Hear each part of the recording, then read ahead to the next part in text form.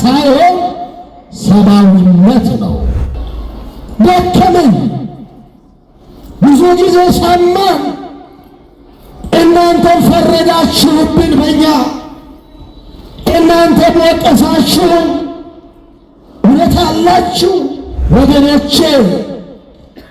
እንዲህ አይነት እኩይ ተግባር፣ እንዲህ አይነት ኢሰብአዊ ድርጊት ክፉዎች ክፋታቸው በአደባባይ የተገለጠበት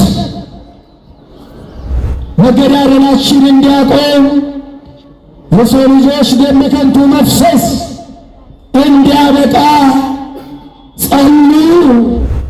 ማነው የሚሰማን? ይሄንን ማነው የሚያቆመው? ይሄንን አው ይብቃ።